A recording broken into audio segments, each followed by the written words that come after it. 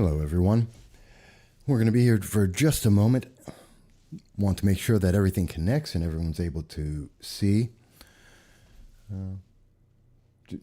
For those who are new to the site, right now we're just making sure there's some changes with Google and YouTube. And so we're just making sure everyone's going to be able to see all the data.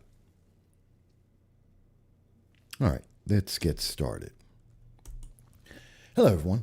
Thank you for joining me. This is No Soundbites Allowed, and I am Michael Vasquez, your host and the Dragon of the Southern Tier. And I hope everyone is happy to be here. I'm happy to have you here with me. Excuse me. This is long-form political commentary, and I enjoy being able to have that kind of discussion with you. We're going to be talking about quite a few issues here, and I can see already that we have Jason with us. Fantastic, Jason. Thank you for letting me know, because YouTube's been a little problematic lately. They're changing up all their systems. They like to silence people. But today I want to talk about something that's rather interesting and timely, and a little bit ahead of its time, because we're going to be talking about the 2020 election and the things that are going to be influencing that election. And more importantly, perhaps most importantly, is what is going to happen on day 59. What happens on November 4th, that Wednesday, after we've seen the election? What is going to be happening in America? What can we predict? What can we see? And I'm going to give you both, not only what I think could be happening, but I'm also going to tell you who I think is going to win and what I think is going to happen when that candidate does win. And I want to hear from you as well about this and how we get to that point.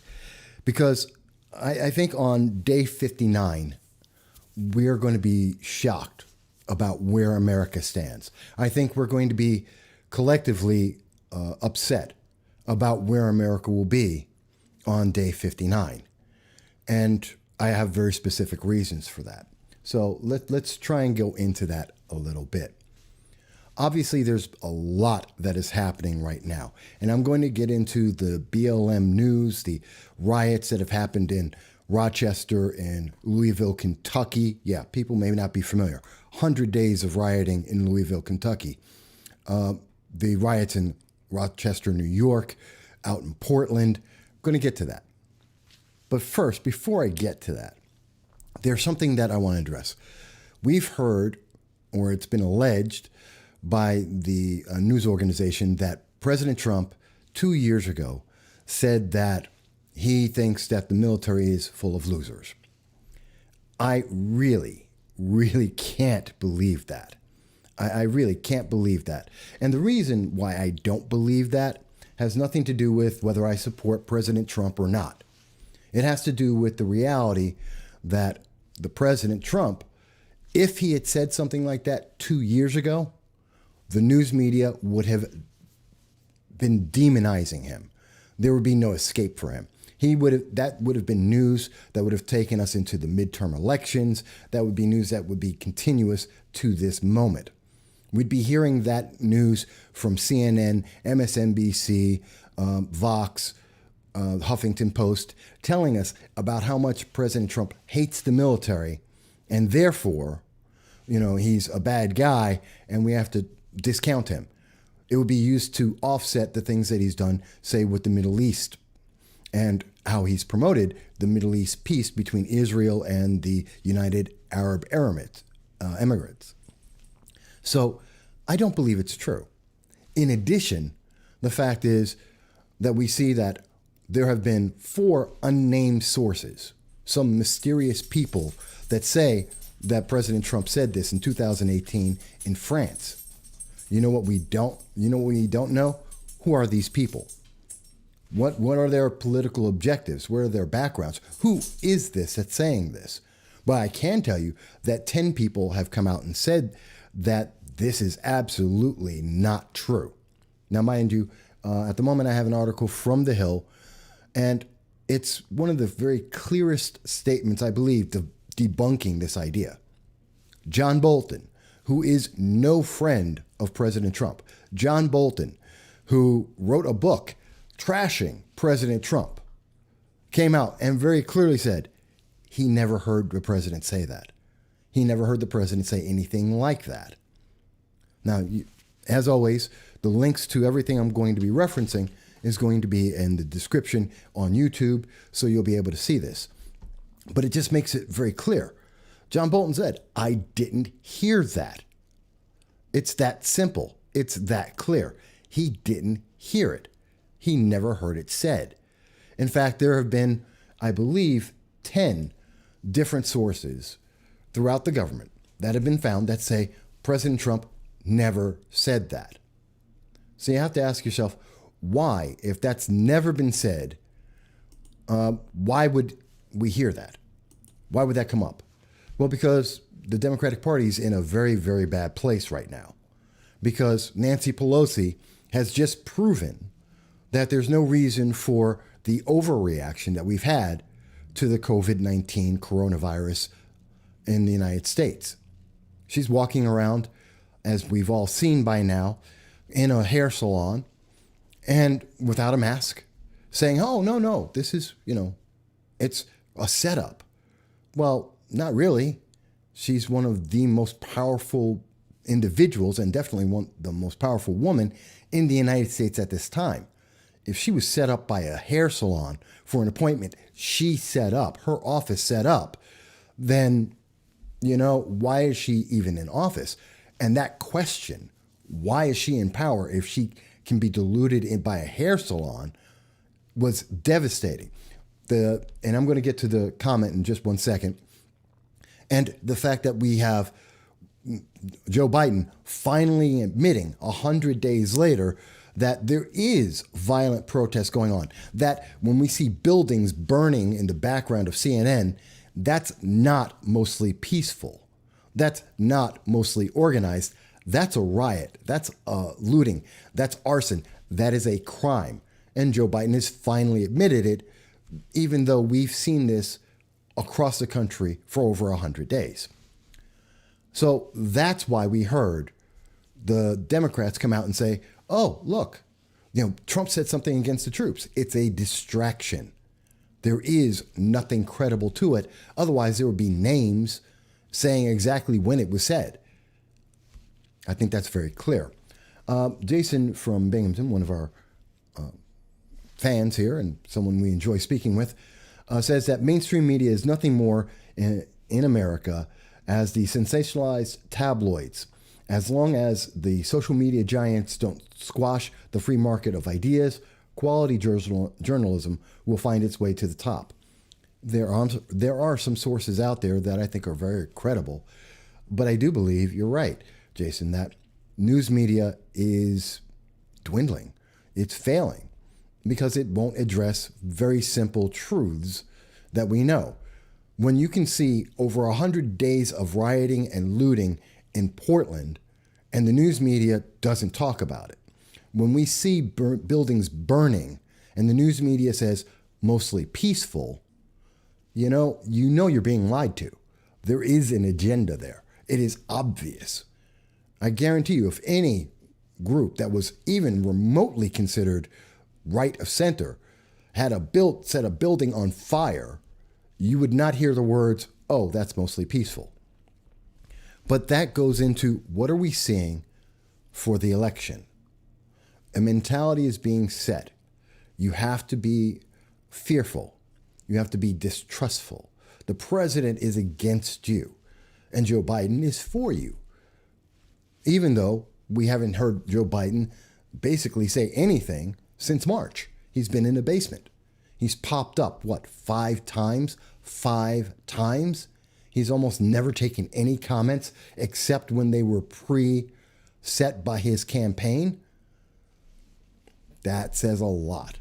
That says a lot about what we're going to see on day 59, which I'm going to get to. One of the other things that we have to wonder about is we have a lot of misinformation out there, and I want to get right to that. One of the things that we see, here's a tweet by Jack Prosovic, who is retweeting from Mike Cernovich, a reasonably credible member of the press and a blue check from Twitter itself, who's talking about in reaction to what happened in Kenosha, which is still ongoing, that these two individuals, as we saw in the news, were arrested. The Department of Justice caught these two individuals coming up from, I believe it was Missouri or Minnesota, and grabbed these men because they were they were going out and they were planning to kill individuals. They had a car full of illegal weapons and they were going to kill somebody. That was their plan. And these individuals, the news media identified as members of the far right. Except that doesn't really make any sense. As we can see from Cernovich, one of the individuals has self-identified as a left anarchist, something that was existent well before their arrest. And in addition to that, that was something in August. They were arrested in September.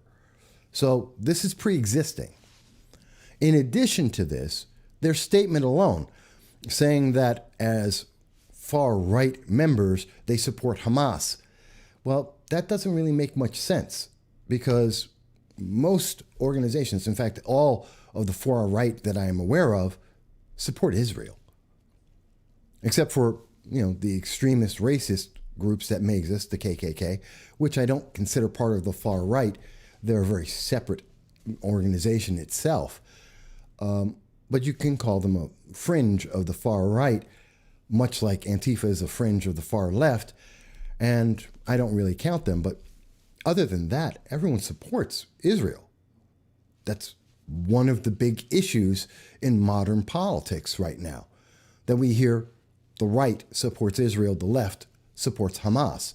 They support Palestine. It doesn't make any sense. Again, we have major news media that are not presenting facts in a logical manner. It doesn't make sense. It doesn't make any more sense than when we see a building burning and they say that's mostly peaceful. You can't logically justify that. It makes no sense. So walking into this, as we have an election that may contain millions of mail-in ballots, we have a distrust of the media that's ongoing.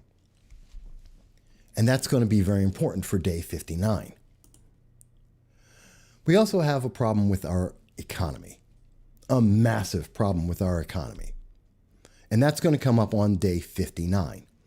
Now, a lot of people may not be familiar, and I can say this in New York State, as well as across the country, California, Illinois.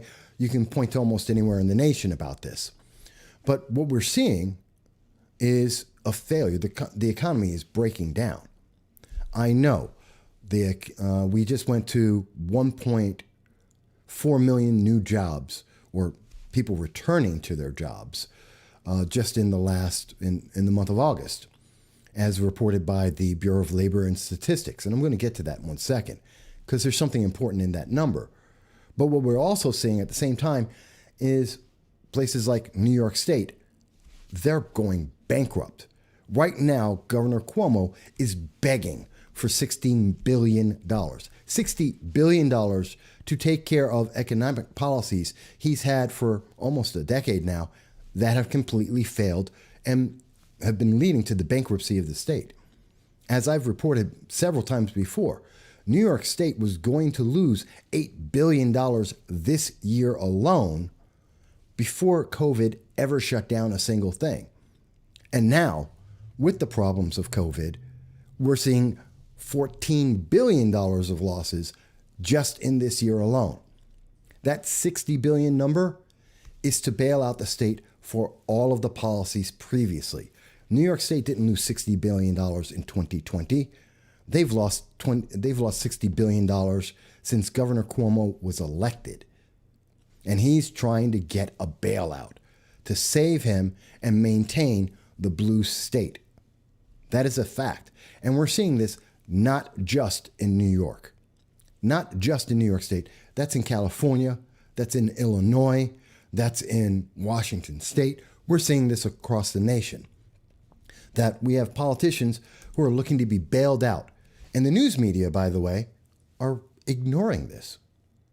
I think it was a week ago, last week, when I was mentioning Broome County on July 22nd was told by County Executive Jason Garnar they are going bankrupt, that my county is going to be the second county in the United States to go bankrupt because they had no more money left, which would mean hundreds, roughly 300 jobs being laid off, individuals' pensions not being paid, possible cuts in firefighters, in EMTs and emergency medical, cuts in the police department potentially. Massive changing of life. And somehow that deadline was September 1st. Today is September 6th. And Jason Garnar, County Executive Garnar, hasn't mentioned a word. Nothing's changed. So either he lied to the public on July 22nd, or suddenly he found money that he did not have, that has not come back into this community, and he was using the opportunity to try and beg for money along with Governor Cuomo to bolster the claim by Governor Cuomo that New York State needs $60 billion. That's terrifying, and that's a problem because going forward, you're going to hear more counties doing the same thing. You're going to hear more states saying the same thing. And I know this because as much as the economy is improving, and you can see here from the Bureau of Labor Statistics, while we can see it, there is a massive improvement. There is a problem. And that problem inherently is the fact that we don't have enough people in the civilian labor force. Are not in the labor force is dwindling, but not enough. More importantly than just that, we have also, and I think this is probably the most important thing, the self-employed. We all agree that this is the engine that provides the jobs in America. 70% of jobs come from small businesses. Well, we are currently back at the level we were at in August of 2019. Over almost 9 million, 8.8, 8.9 million jobs in August of 2019, 8.8 million jobs, or businesses, I should say, now. And yet, we're at 8.4 unemployment. And the problem is that we have people who are not in the labor force. And this is a graph that's showing you from 2009, the day that Obama got in, until 2016, the people who did not count as part of the unemployment rate, people who were not getting checks from the government, increased by 15 million people. And what's really important about that is that number under President Trump was roughly stable at about 95 and a half, 96,000. And what's very important about that is we saw the spike in April and we are recovering, but we are a long way from that recovery. So economically, our nation's in big trouble. Now, if it were just those factors, and I know this may seem a little dry today, but this is important. In understanding all of this, we get to understand something that's very critical. On day 59, the day after the election in 2020, whomever is president will have unemployment that is higher than expected. That is going to be higher than we had been since President Trump was in office prior to COVID. We are most likely going to see someone who is going to be in office having to deal with a second round of shutdowns to COVID-19 because there will be a surge in flu, there will be a surge in COVID-19. And we're going to see states like New York State, California, the bluest of the blue states, who already have not returned back to normal, states that are currently still having businesses that are shut down. They're going to be in worse case. They're going to lose more businesses. I mean, we've already seen a mass exodus out of New York City and out of New York State. state that I'm very familiar with since I live in it, where people are leaving because the taxes are too high and their businesses can't open and people can't get work. Now imagine what happens when the second round of COVID comes out and the state doesn't have federal aid and there isn't enough money. In fact, right now we see that Governor Cuomo has already taken 20% of the funding for schools and colleges, over $320 million from the education budget for our kids in schools from high school to elementary, and over $430 million from universities across the state. That's money that's gone. That's teachers that will not be available to teach the kids. That's supplies that the kids will not have to be able to learn. That's going to affect all of our families. And it's only getting worse. The left has created a scenario with fear of COVID, something that is 99% survivable. 99%. There was an article, and I should have actually brought it up, that just came out. I believe it was a study by one of the universities. It wasn't MIT, it was another one. But one of the universities just did a study that if you're 50, your chance of dying from COVID is 1 in 19 million. 1 in 19 million. This is something that's absolutely survivable. And yet we have fear. And that's what's promoting the push to 2020, in my opinion, from my analysis. And that's why I believe that the election's going to be won 65%. It's not a landslide, but it's going to be 65% in favor of one candidate. And the nation is going to react to that. And how's the nation going to react? Let me tell you, we're going to see riots. We're going to see fires. I believe that within an hour of there being a declared winner or a presumptive winner on November 3rd, we're going to see riots in cities across the nation. We're going to see fires across the nation. We're going to see violence across the nation. And here's the thing that's really going to surprise a lot of people. It doesn't matter who wins. It doesn't matter if both Joe Biden wins or President Trump wins. There's going to be riots regardless. I do believe that if it's President Trump, you're going to see worse, and you will probably see people killed. And I hope to God that I am wrong. I want that prediction to be wrong. I want there to be peace and stability, but I don't believe that's going to happen. Because we already see members of Antifa are more than willing to go out and kill anyone that doesn't agree with them. There was, I believe I have it here, the reports that we know from Portland. And by the way, folks, you can call in, you can comment, you can reach us at, the number is 607-242-1582.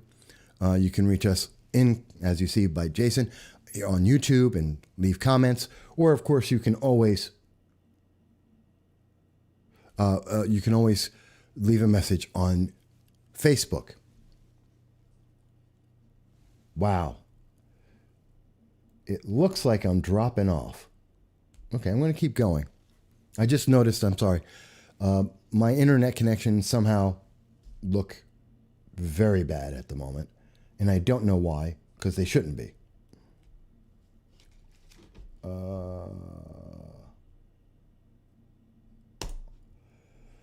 Let's see if that improves it a little bit. And I think this is coming from Google and YouTube, but I apologize. Trying to streamline this as I go. And hopefully people are still there with me. You can still see what's going on here. So I'm going to keep going.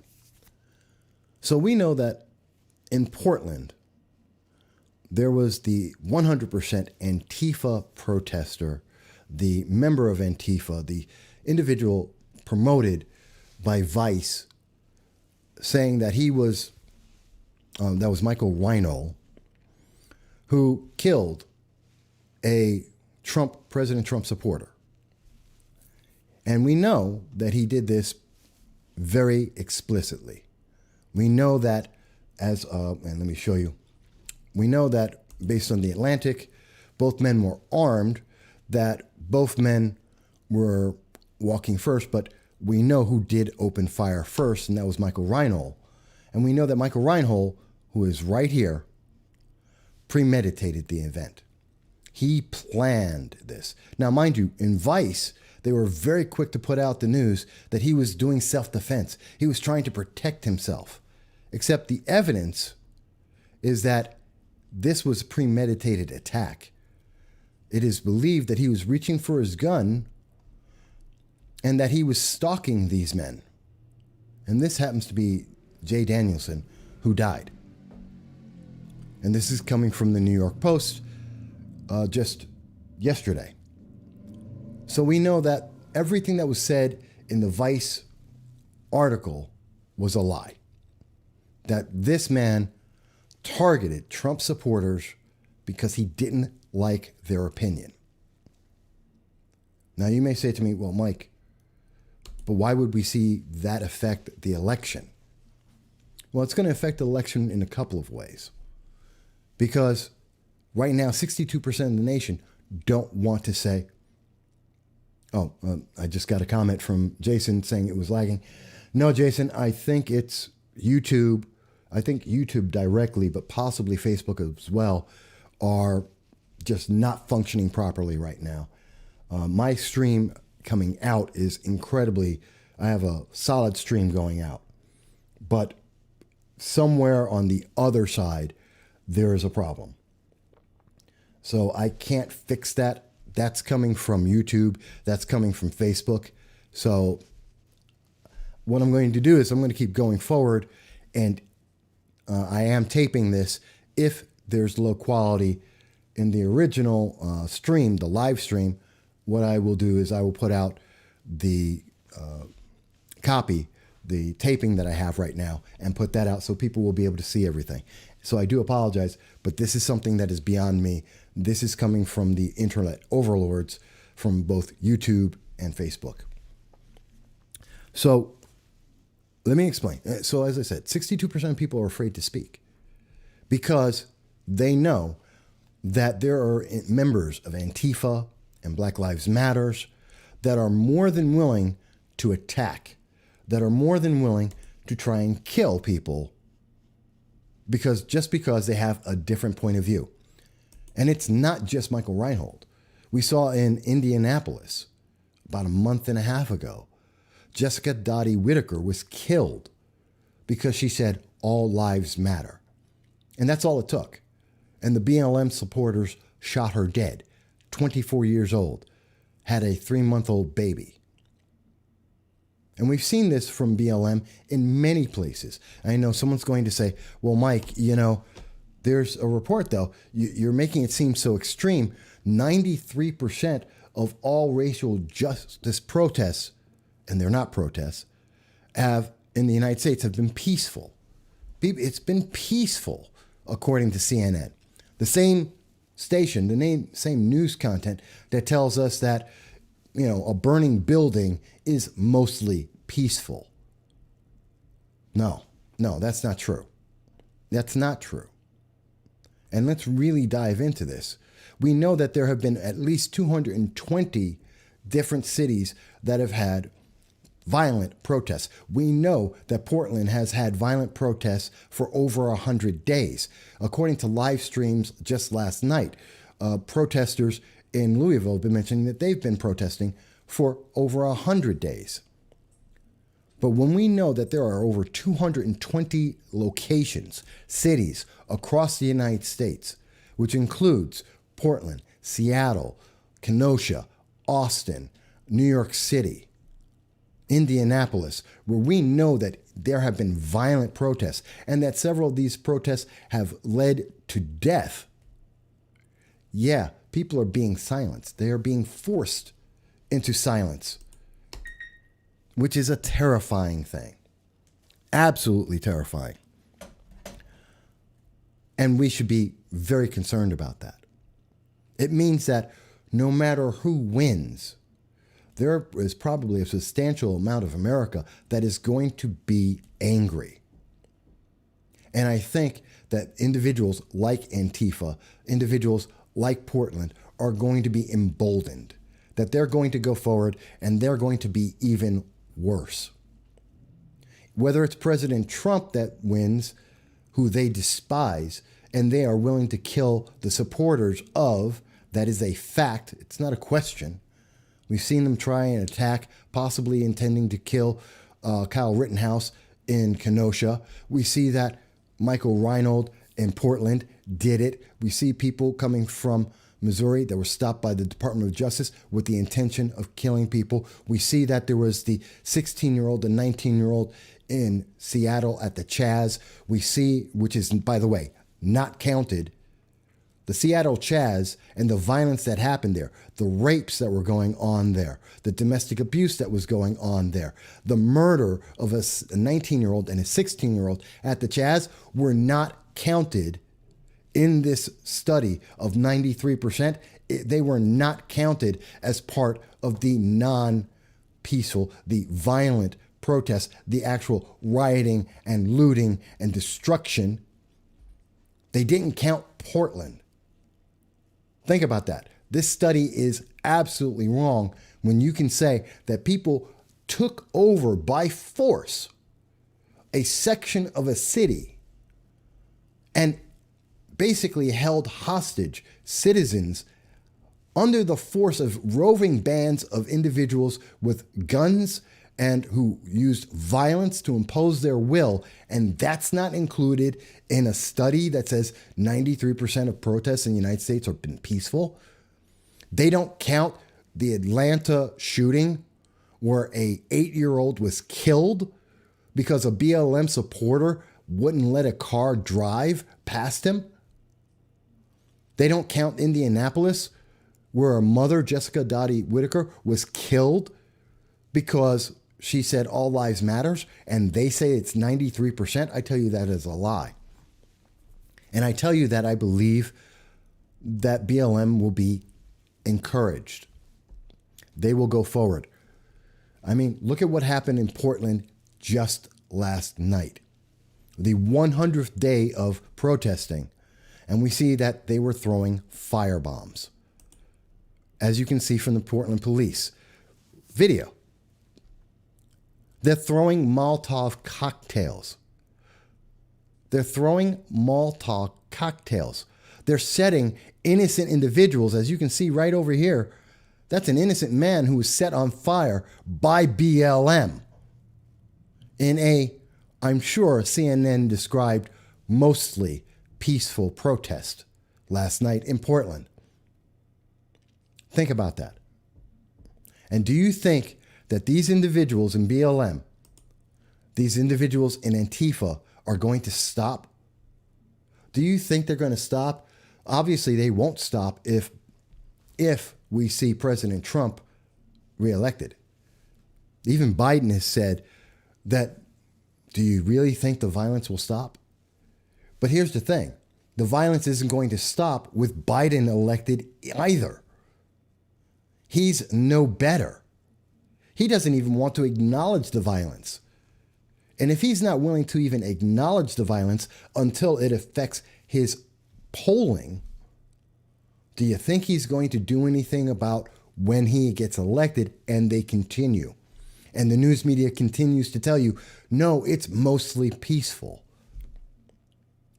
Think about it. Do you think BLM, Antifa, the violent rioters and looters in those organizations, and its charter, its whole message, do you think they're going to stop demanding that police are completely defunded and the riots based on that idea just because Joe Biden's in office? Or do you think they're going to keep going? Because they're getting away with it. Because the news media has supported them. What's Joe Biden going to do? Is he going to suddenly send in troops? Well, he doesn't advocate that. Is he going to defund the cities, as President Trump has stated he wants to do? Joe Biden is against that. How is he actually going to stop them? Well, the only answer I can see is they're going to continue to riot because they know he's not going to do any of those things.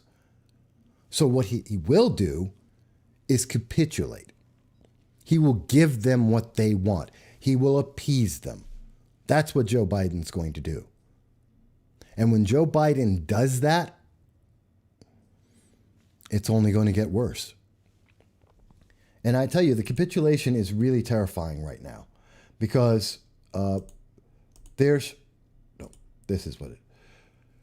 think about it. The capitulation is so bad right now that we see that the NFL is promoting a rapist under the title of Black Lives Matters. Jacob Blake, who is not dead, is a convicted rapist.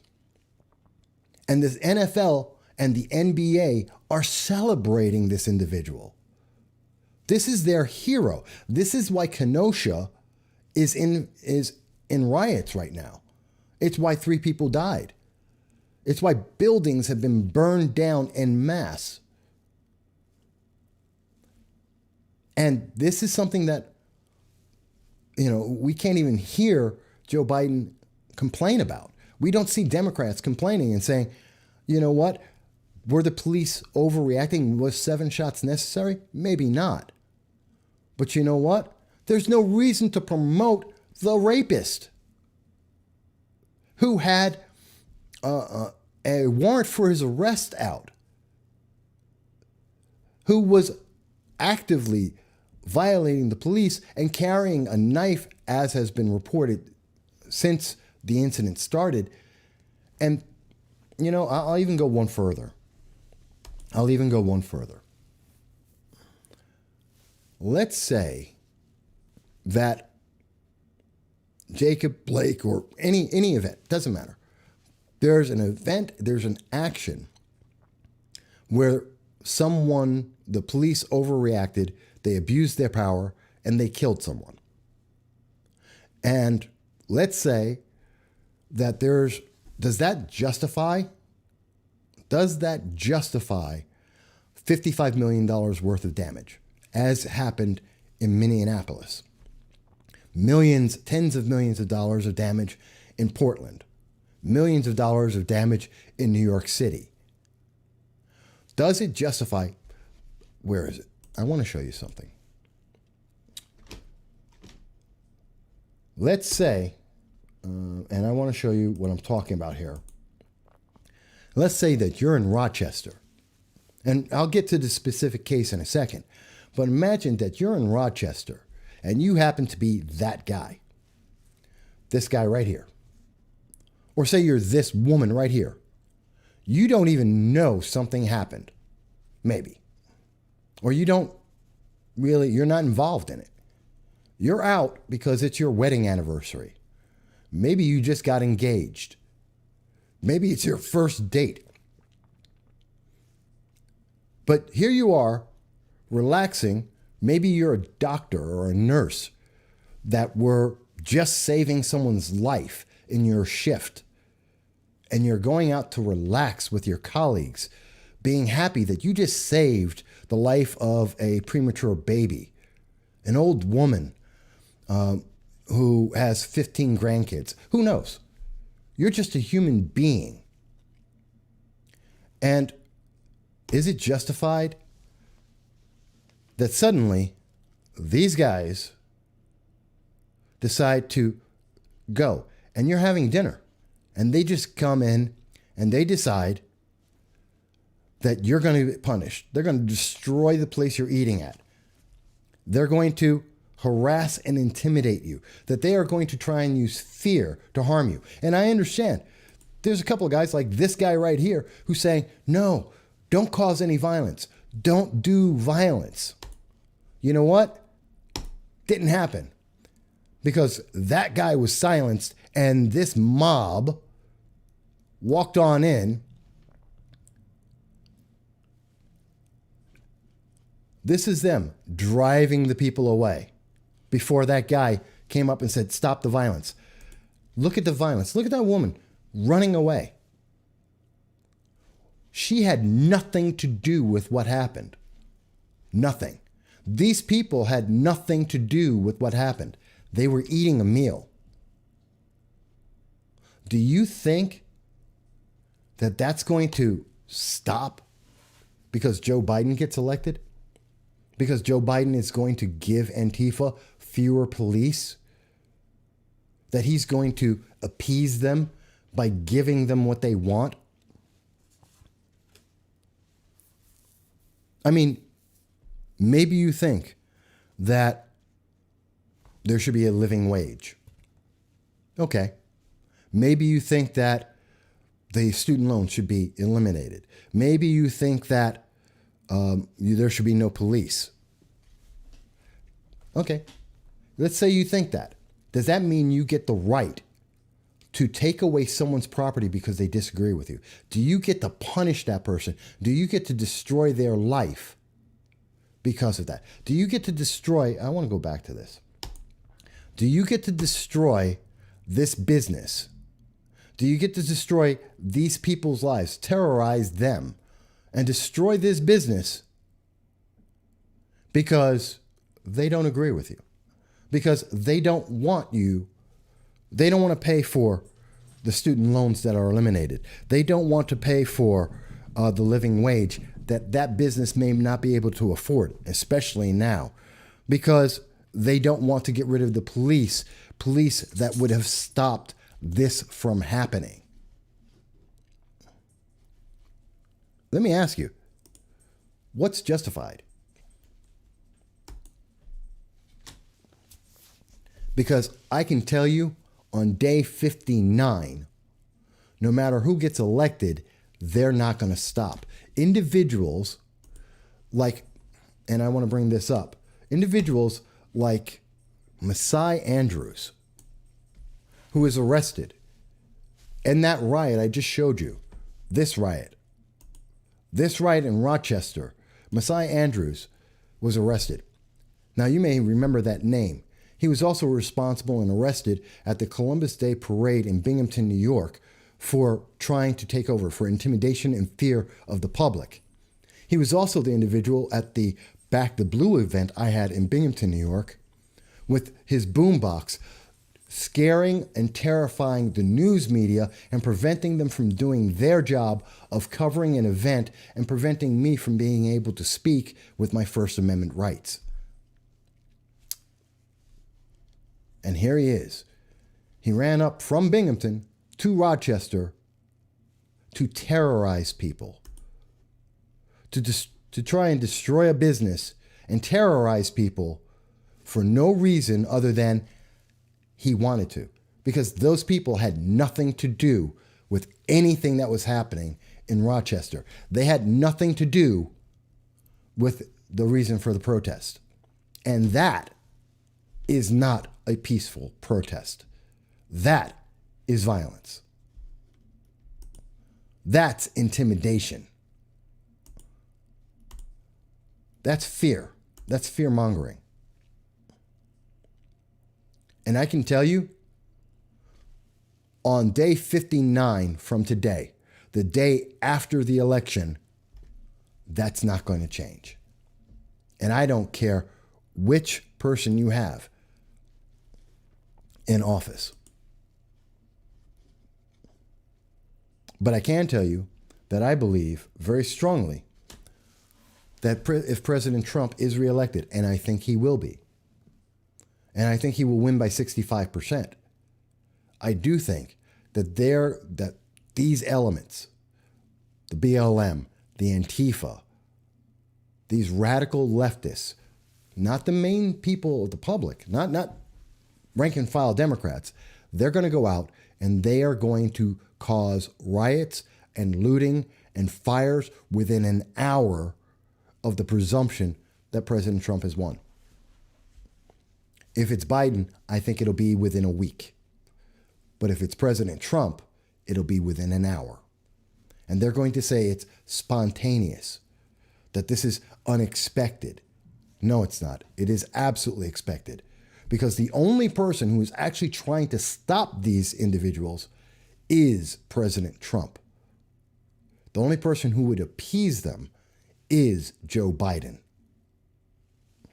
And that means that our economy is going to get far, far worse. That we're going to see these small businesses, I expect it to drop back down to April levels. That we're going to see small businesses close across this nation. Now, not everyone will agree with me on this. Some people are going to say, Mike, not quite true. I don't agree with that. I don't think that's going to happen. And I hope that you are right. But let me ask a question. On day 59, let's look forward. On day 59, after we have an indication, an idea of who might be president, why wouldn't BLM and Antifa riot? And anyone who has that answer, whether it's live or afterwards, please tell me. And I know there's a problem with the internet right now. I know that this is having a massive lag. I know the system is just absolutely not performing correctly.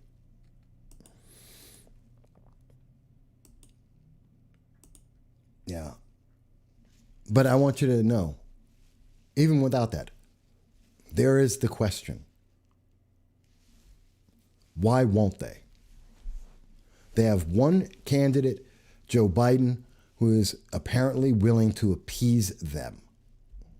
We know that his running mate and probably the next president, if he were to be elected, Kamala Harris, who would probably be president within 6 months of the election, Kamala Harris has already said she wants to take away Americans' rights to defend themselves. She supports Antifa and BLM. She's already had, through her staff, they have already paid to take care of BLM, to get people out of jail, to pay their bails, to help fund that organization. That's appeasement. That's coming from the Democratic ticket, Joe Biden and Kamala Harris. And if they're willing to appease them as they kill children, as they kill moms, as they destroy cities, $55 million worth of reconstruction in Minneapolis. And I know people say, well, there's insurance. No, there isn't. That is a lie. The cost is more than the insurance will cover. Not every business has insurance. Not every person has insurance. When they destroy your car, do you have insurance for that? Is it enough to cover that? What about your home? What about your property? What about your life? To say that insurance will take care of it all doesn't absolve. This is a crime. This is a crime. And they are willing, Kamala Harris and Joe Biden are willing to absolve that, to ignore it, like Representative Nadler, to completely ignore that it exists, to turn a blind eye and let it go on, and even encourage it. Why would BLM stop? Let me go even further. BLM absolutely will lose their minds and go even into overdrive, I believe, if President Trump is in, because he is actually trying to force states like New York, like California, and the cities like Seattle, Portland, New York City, Washington, D.C., to actually protect the public. And they're saying that by saying, hey, if you don't protect the public, I will take away your funding. Joe Biden does not. Kamala Harris doesn't. So there's an absolute reason BLM doesn't want more police. They want less police. They want less protection for the public. They want people to have fewer firearms to defend their homes and to defend themselves. It's a sad day. It's a sad day because on day 59, we're going to see more riots. We're going to see more fires. We're going to see more violence. And the only answer to that is we need to have our cities and our states step up and defend the public, to protect the people. That is the purpose, the first and main purpose of the government, whether it's local or federal, is to protect the people, first and foremost.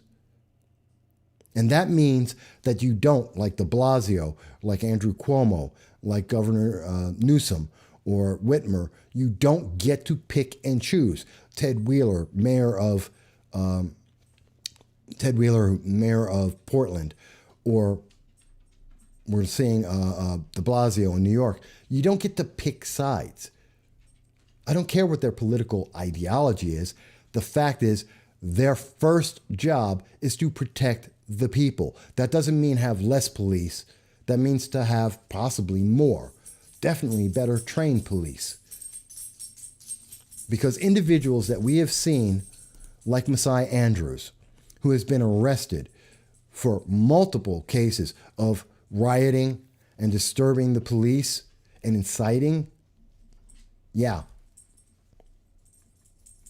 not those charges, but his actions. These people don't stop. They don't stop. Messiah Andrews isn't stopping. Eric Goetz isn't stopping. These people have been in Binghamton, New York. They've been arrested for this before. We have seen Messiah Andrews actively going out and trying to disturb the peace, actively trying to silence people's First Amendment rights, actively trying to incite violence, in my opinion. And they have been arrested for this over and over again. They have no intention of stopping. Not until they get what you have. Not until you submit to their will.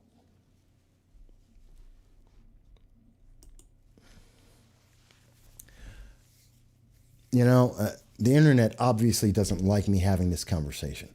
The internet is, really upset because my settings haven't changed, but the internet did. So I think Facebook, I think YouTube are very terrified of this conversation. I'm not telling you your vote is pointless. I'm actually telling you the opposite. I'm not telling you that you should be afraid. I'm telling you to stand up. I'm not telling you that it won't make a difference to your life about whether it's President Trump or President Biden. What I am telling you is appeasement isn't going to work. What I am telling you is BLM is afraid and terrified that governments, local, federal, state, stepping up and doing their job of protecting the people, they're terrified of that. And the answer to both of those things is more fear, more violence, more intimidation from these radical leftist fringe elements. And we need to stand up to that and say no. We need to stand up and say we don't accept that. Democrats, the elected officials, the candidates need to stand up across the state and say we reject this, that it is unacceptable, and that people will be held accountable for their actions. I don't know. I don't think it's such a strange idea. Why they won't do this, I don't know. But if they don't do this, and I don't think they will, then on day 59, that's my prediction. But I do think President Trump's going to win. I do believe that he's going to win because, well, actually, I'll show you why. Because back in 2015, I explained what I believe, and I believe to this day. BLM wants a race war. BLM wants to turn blacks against whites. They want to subjugate whites. essentially creating an economic slavery. Except this time, blacks will be over whites. People of color will be over others. And then goes into the gender identity politics of the Democratic Party, where if you're gay, you have even more power. If you happen to be transgender, you have even more power. If you're a person of color and happen to be gay or transgender, then you have even more power. That people are boxed into smaller and smaller groups, and each of these groups are fighting for more and more power. And that leaves you at the end of the day with a problem. You know, I truly believe what I said there. BLM would have me and those who are darker skinned in my family to be angry and to hate people in my family who are lighter skinned. Why? What did they do? How did they deserve that? That's not a choice that I will make, and that is not a decision that I will do. I will not hate my family just because they have lighter skin than me. I said that in 2015. I say it again today. I reject that. That is wrong. And because of that, BLM won't stop. But we, the people, need to stand up. And we need a leader who is strong enough to stand with us, to lead the charge, to bring law and order, and to protect the people, which is the number one job of government. And if they don't, our economy will be destroyed. Our society will be destroyed. And I strongly believe that.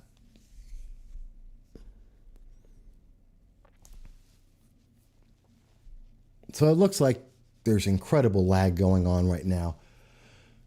YouTube, Facebook are a mess for no reason, possibly because of the subject matter I'm talking about. Their bots and their systems are seeing what this subject was and trying to prevent you from seeing it. I will put out another copy of this so that people can see it in full, and I look forward to your comments. You are always welcome to comment. I will be looking for your comments on YouTube, on Facebook. You can text us at 607-242-1582. This is one of the most important elections we could possibly have. At the local level, the state and federal level. It's not just about President Trump. It's about our local communities. Because if we do not go out and vote, if we do not make a statement about what we want our country to be, then what we're going to see is that our country is going to become this. This will be America if we do not stand up as one group saying, no, we don't accept the racism. We don't accept the violence. We do not agree with individuals imposing their will on others. We can improve America. We can always make it better. But this isn't the way. This is not improving America. This is not how we make our nation better. So I am getting a comment from Jason, and he says, what do you think about the women on the BU track team? I'm not exactly sure what you mean. I do know that there are several sports groups who are standing up for Black Lives Matters, and they are protesting. And I disagree with that. I don't care if it's the NBA. I don't care if it's the NFL. I don't care if it's Binghamton University track team. If they are supporting individuals who are using fear, intimidation, and violence to force people to act as they want, then that is wrong, and I disagree with it. I am not supporting the NFL this year. I am not supporting the NBA. I am not going to support any organization, any sports team who want to take their politics and force it on me. LeBron James, if he wants to actually make a statement about how he supports. You know what? LeBron James, you've got $36 million a year in your contract, if I remember correctly. How about you take $10 million and go into Chicago, into Portland, into Seattle, and rebuild the businesses that have been burned down? Put those black business owners back as whole. Then maybe I'll listen to what you have to say about politics. But if you want to tell me you can't play a game, you can't compete in a sport like race or like track team, if you can't do that because you want me to submit and say that I should hate my brothers and sisters who happen to be lighter skinned than me, no, I'm sorry. I reject that. I reject that. So I'm not sure exactly what they were saying on the BU track team, but if it's in line with what I've just described, if they are saying that I should be supporting the violence that people are engaging in for criminals like Jacob Blake and for, in Atlanta, and so many of these cases, that I should hate my family for that? No, I disagree, and I reject that. I reject it completely. For me, it's just that simple. I love my family. My family includes people who are white or half white, half Hispanic. And I'm not going to reject them because somebody else says they don't want to see some police because they're willing to enact violence against me. And I tell you, it's been very personal for me. I've had several friends who won't speak to me because of this. I have several friends who who no longer associate with me because they're afraid of violence being put against me by individuals possibly like Messiah Andrews, possibly like Eric Goetz, who might try to harm me or those people around me because they don't agree, because they want me to hate someone. I reject that. And you know what? While I suffer for it, I still stand up, and I will stand up and say, no, I disagree. And I think we all should. But thank you, Jason, for making your comment. So, one moment. We're getting a call. This is a different line, but we'll see. Hello? Hello? Can you hear me? Can you hear us? Hello? Nope, not on that line. They hung up. Let's try this line.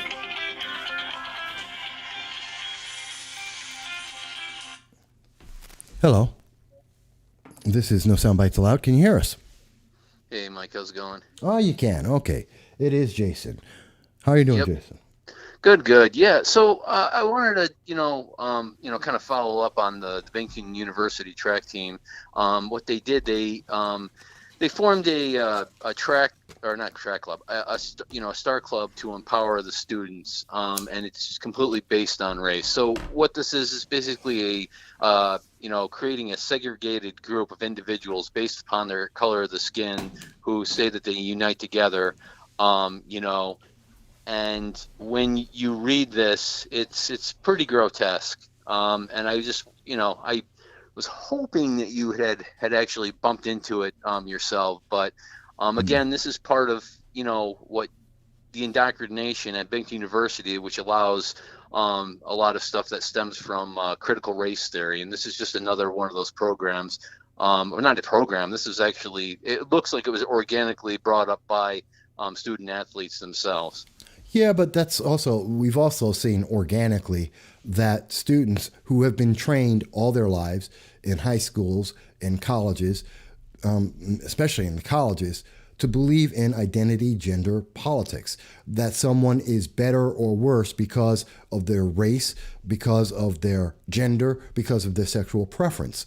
So the fact that students are now acting on that, I do not count that as being separate. that is a direct consequence of what they've been trained to believe. We are training the next generation to believe that white people are evil, black people are good, minorities are good. And that's just wrong. We're training people to judge people on the very things that we said, at least in the 1960s, that we don't believe in. And so if they're saying that they have a safe space, if they have a separate, segregated organization, then there's a question here, and that's a problem. Because didn't we get rid of segregation because it's wrong? Because it's not cohesive? I know that we got rid of it, and in my lifetime, that's why we have things better now. Why you don't see as much racially motivated violence in this nation. We really don't. In the 52 years I've been alive, things are better today, or they were, than they were in the 1970s. But we're going backwards here.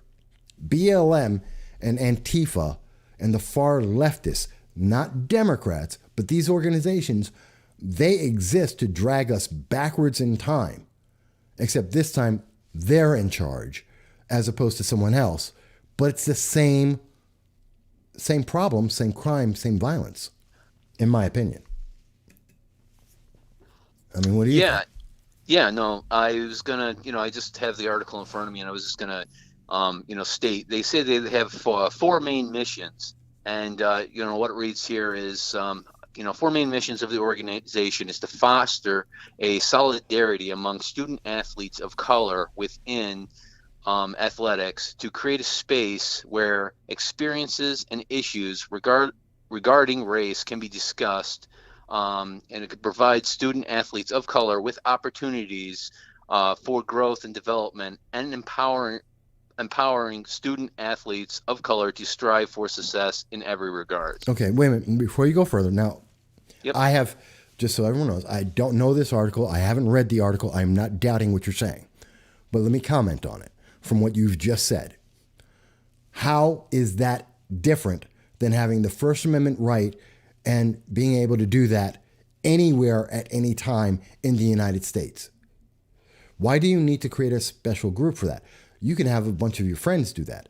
I'm not saying they can't, but I'm saying, why does this need to be segregated by race? I can go on Facebook right now, talk to a dozen of my friends. I can go to a dozen different groups and talk about anything I want to.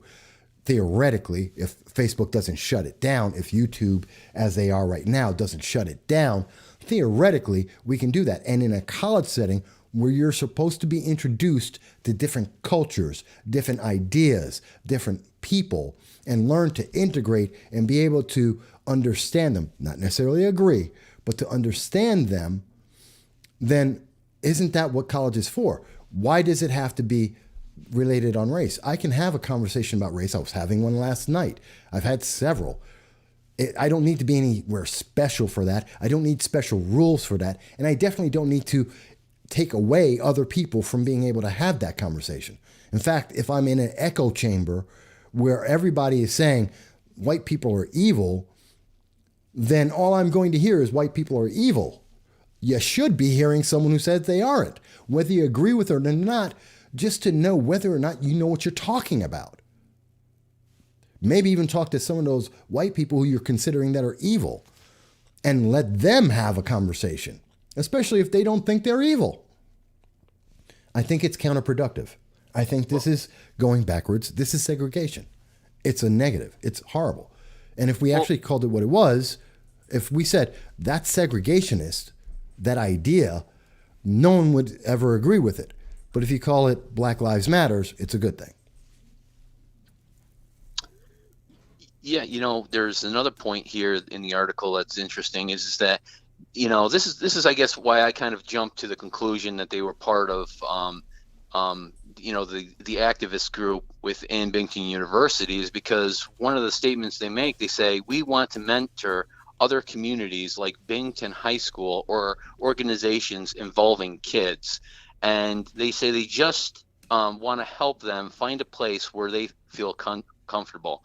And so that's what they want to go out in the community, and they want to teach them about what they believe within the differences in color and in the segregation to make them feel comfortable. That's my perspective on that. Well, for the last, I've been talking about BLM for about 5 years now in Binghamton, in southern tier of New York, and across the nation. And I can tell you that in the southern tier, there really weren't any racially motivated, or very few racially motivated events. But in the last 5 years, that has increased. Been here for 25 years, and in the last 2 years, we've seen a massive increase in the division of people based on race. If they don't feel there's a safe place now, perhaps they should look at what it is they're promoting. The lack of safe spaces is because people are promoting segregation and a lack of communication. They are causing their own discomfort. That is what I believe, and I think that's the real root. And no, they shouldn't have. I'm not going to say they can't talk to kids. Of course they could. It's the First Amendment. But I don't think that they should be isolated and say, oh, well, that's the only one who can talk. You know what? We should have other groups talking about, say, all lives matter. Blue lives matter. Children should be exposed to all of that. If they're going to be exposed to any of it, they should be exposed to all of it to get a more rounded point of view rather than this very racist point of view. Because BLM is racist. I've said it before, I'll say it again. I have no problem with that. People won't vote for me for that. People won't watch this program because of that. I don't care. It's still true. People may not like it. That doesn't change what it is. And I can say that based on what they do. Not what they promise, what they do. And what they do is racist. By and large. Can't say that for everyone. Can't say I'm not saying all the members are. I do want to make that distinction. I'm not saying everybody who's in BLM is racist. I'm saying the organization is. That make sense? Yeah, it does. It does. And like I said, if once, I'll send I'll retweet the article over to you so you can take a read of it. I mean, it does actually mention, mention Jacob Blake as well too, and they kind of go to this individual's defense. And then they also, simply, the last statement's kind of damning too. It's just like, when stuff like this happens in the world against our own people, and that's the thing. I'm sorry, I do not count Jacob Blake. Jacob Blake is not my own people. Yeah, well, okay. My people are not. I don't know about. I can't speak for everyone. I can only speak for my family and people I know, and I can tell you that the people I know across the country are not rapists. They are not people who are abusers, domestic abuse. That's not my people. I reject that. That is not my people. And anyone if someone is saying, oh, but Jacob Blake, realize what you are saying. You are saying that this individual who is a rapist, that individuals like the ones that were shot in Kenosha for child pedophiles and robbers, and criminals of this nature. This is what you're saying is your people. Know who you are supporting and what you're holding up as your heroes for children to watch and see. And I reject that. That doesn't mean I think that there should be abuse. No. And we should be able to have better police. And I think in the Southern Tier, we have excellent police because we don't have these situations at all. But I definitely believe we have to understand, what is it you're actually promoting? By accident or on purpose, you are promoting a rapist. In some cases of some of these things, we're talking about people who are dealing drugs to children and pedophiles. We have to be very clear about what we're promoting when we say, oh, I support this person. Look at who you're supporting. That's not my people. I disagree with them there. Go on. No, I hear you loud and clear. And I guess I'm always kind of griping the situation with identity politics, this critical race theory, and a lot of these racial situations. Unfortunately, I mean, honestly, it's one of those things where I'm always looking, especially locally, for individuals to directly speak out against this ideology. And there are, I mean, I personally am searching, and I honestly really don't see anybody directly counteracting this in our area. And there really needs to be individuals in office to do this, because they are directly trying to reshape Binghamton and our entire country. And they need to have pushback. I've been asking for several months now. For I'm in a for people who don't know, I'm in a legislative race. I'm running for legislator. I've asked my opponent, Bob Wessler, to come out on record and say what he actually believes. I've asked for County Executive Jason Garnar to say what he believes. I've asked Assemblywoman Donna Lapardo to say what she believes. These are some of the notable Democrats in my region, and not one of them has been willing to say that they disavow violence, they disavow fear and intimidation, that these tactics are being used to try and force people to submit to another group's will. Not one of them have said that. The closest thing I've seen to it is that my opponent, Bob Wessler, has initially apparently supported defunding the police and then made his page private rather than tell people.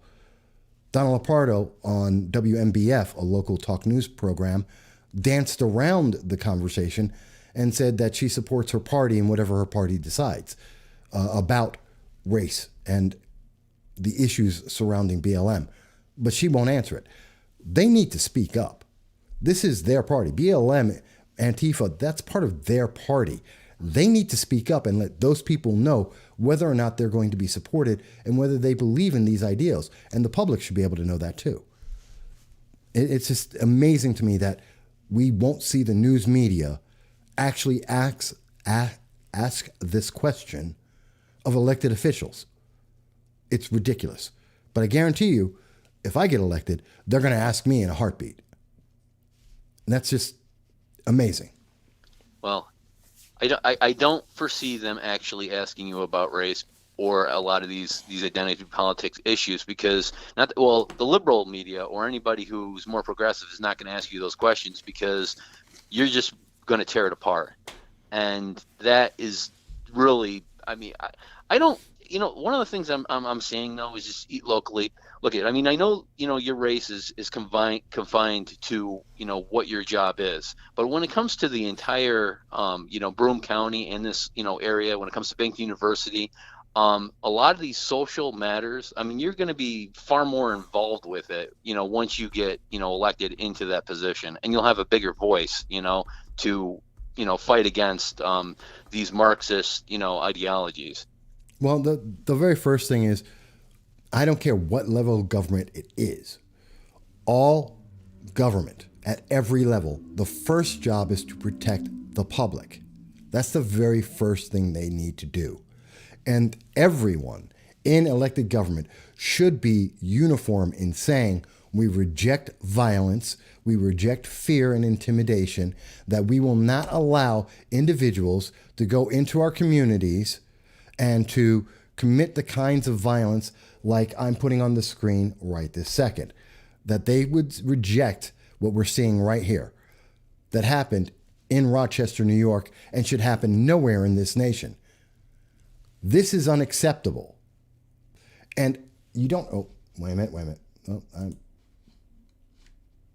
got my screens all mixed up. But this violence is unacceptable. And I don't care if you're a Democrat, a conservative, a liberal, a progressive, a Republican, a libertarian. This is unacceptable. And everyone should be united in saying, you don't get to terrorize people, drive them out of their dinner, to destroy or damage businesses, to harm and instill fear in people for just simply being alive because you have a feeling. You don't get to do that. I'm not asking for a lot.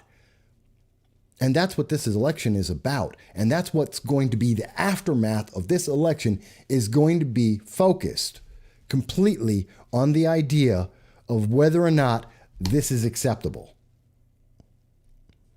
Is it acceptable to go in and to terrorize people because you don't like what they have to say? Matter of fact, you don't even know what the people in this diner, at this restaurant, nobody knows what they think.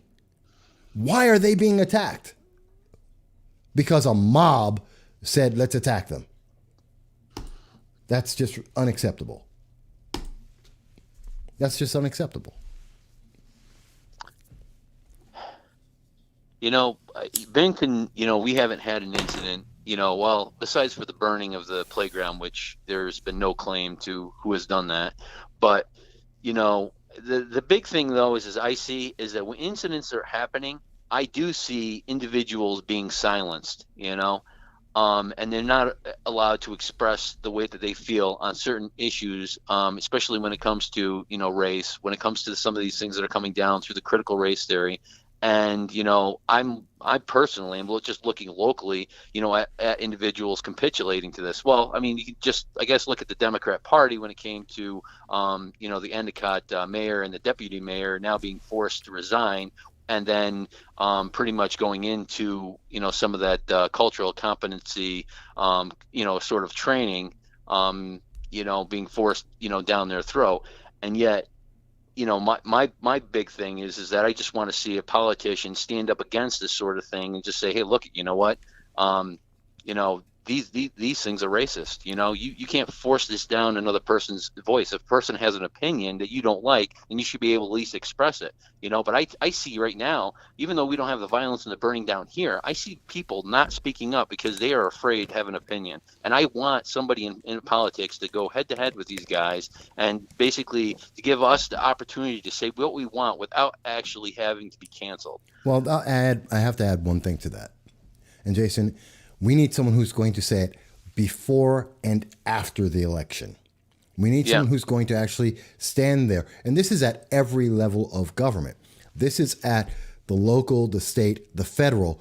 We need to have leaders who are going to stand up and say, we will not allow our people to be abused or endangered just because someone has a feeling, because they have a different point of view. And that's critical. If we are, I don't care what election it is, local level to federal level, if that person is unwilling today to say that they will stand up for the public, and if you want to have a protest and it's peaceful, fantastic. And if you're going to be violent, it's not going to be written off as, well, it's just another protest. It's not going to be excused. It's going to be treated like the crime that it is and stopped, because that's part of protecting the public. And if you don't believe that that person's willing to go there and do that for you, they don't need to be in elected office. And I don't care what party they're in, they don't need to be in elected office if they're not willing to stand up to represent you and to say the law needs to be upheld. We need to protect everyone, regardless of their race, their creed, and their color, which BLM and Antifa do not believe. I think it's just that simple. Or it should be. No, it should be. I mean, I think though, I was thinking back of a lot of people. This actually it kind of extends to Obama. Everybody believed when he became, president, that race relationships, would have gotten, better, and we're over. They got worse. They got way worse. They did. Well, the thing was, though, is that his ideology was based on critical race theory. And he created a bunch of victims, every time he spoke about the tragedies that would happen or the shootings and the incidents. And basically he said that every black individual, irregardless of their behavior, they were victims, and they were not held accountable for their own actions. Yeah, I reject that. I reject that idea of victimhood. That's ridiculous. I am not a victim. And if someone has to look at you based on your color of skin and say, well, you must be a victim, that completely eliminates whether or not you're intelligent, what you've done with your life, what you're capable of doing with your life. It completely removes any thought of you as a human being. If I look at a woman and say, well, you're a victim, And that's all you are. You're a victim. So you have to be, the government has to come in and protect you because you're a victim and you can't protect yourself. I think every woman would be insulted by that statement. And they should be, because that totally devalues them as a human being capable of having intelligence and actions of their own and being an agent in their own life. And that's what BLM, that's what this progressive movement does. You are not as important as the government, and the government will tell you where you fit. I'm sorry, I reject that, because government in my lifetime has never gotten really anything right. I don't care who's been involved. We don't have a $27 trillion deficit because government got it right. We don't have some of the problems we have in our nation because government got it right. People get it right. Government gets it wrong every time. And you want to give them more power? I don't think so. That's just my thoughts on that. No, you're 100% right. And the thing is that because critical race theory and a lot of the ideology that Obama had learned was based on a Marxist, ideology, it's all, in his view, it was all about the collective, and it's all about, equity, not equality. And, to do that was basically to take away from one race and give to another race to make everybody equal. And it had nothing to do with empowering the individual, so that basically they can, strive, for what we, see as being the American dream. You know what? If you're going to, in redistributing wealth, no one becomes wealthy, everyone becomes poor. That's one thing. And, and I think it's got to be clear, whenever you mention the intersectional beliefs and the intersectional policy, people have to understand that's also, when I say gender identity politics, they're the same thing. Different terms. The left likes to use intersectionality because it doesn't tell you what it means.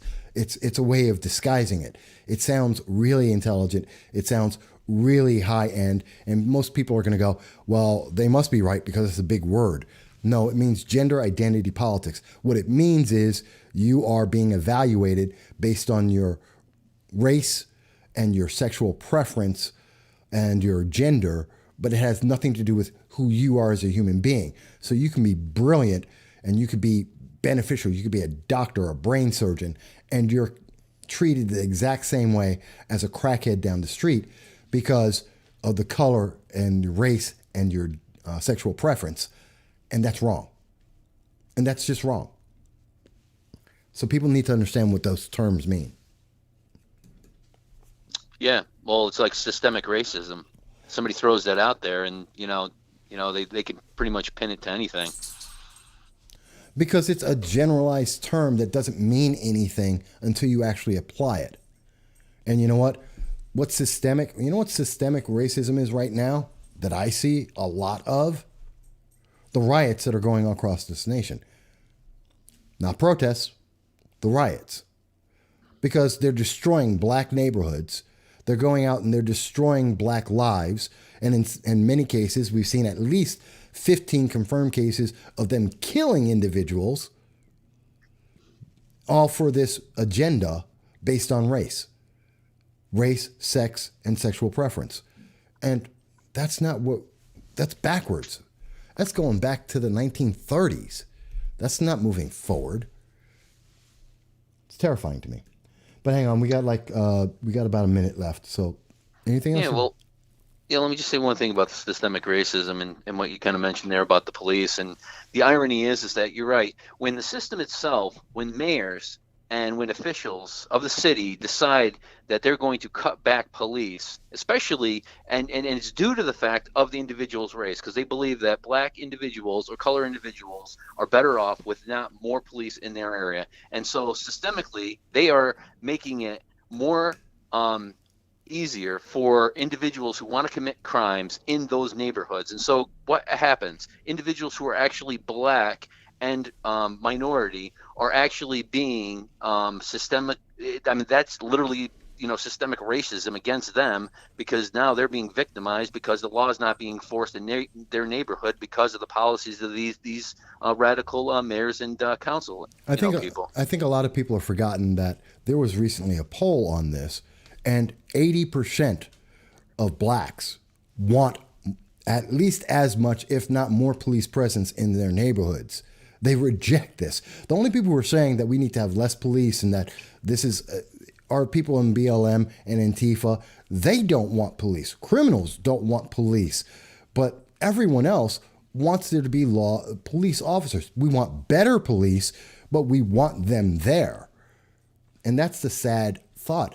We have this idea that, well, black people are saying they don't want police. No, black people want police. They just don't want to have the hassle of having BLM on their back because they don't want BLM running rampant and destroying cities like we see in Minnesota, Portland, Seattle, New York City, Dallas. The list goes on and on and on. Austin, so forth. But Jason, I want to thank you for calling in today and putting up with the problems. I noticed that once I got done outlining why I think the election is going to be the way it is, suddenly we see that the stream suddenly got strong again, and YouTube and Facebook suddenly love it. So that's not my system, folks. That was the internet overlords playing games with what they want people to hear. It's sad. But Jason, I do thank you. All right, have a good one. You too. Yep. So, folks, just to wrap up real quick, the election's absolutely important because the election's going to determine what's going to happen next. I don't want you to be fearful of the idea that, oh, but if I don't vote a certain way, there's going to be violence. No, there's going to be violence no matter what. The only way to stop the violence is to confront it. To confront it with law and order and to make it better. Because I believe we're going to see either President Trump or Biden win by 65%. I will go on record and say I think that's going to be President Trump. But I also am willing to say that regardless of who it is, BLM and the violence we see in cities across this nation are not going to stop. They're not stopping. They're going to keep going because they want you to submit. And as a nation, from the local to the national level, we have to say no. Yes, we can make our nation better, but making it better doesn't mean we submit our freedoms, we submit our will to a fringe group of individuals that have a expressed and defined purpose of getting rid of our freedoms as they exist. That doesn't help us. Appeasement has never worked. That's just what I think. But folks, I want to thank you for putting up with the internet gods as they destroyed this. But I'm going to make sure there's a clean copy out there for you. But I want to thank you for being here with me today.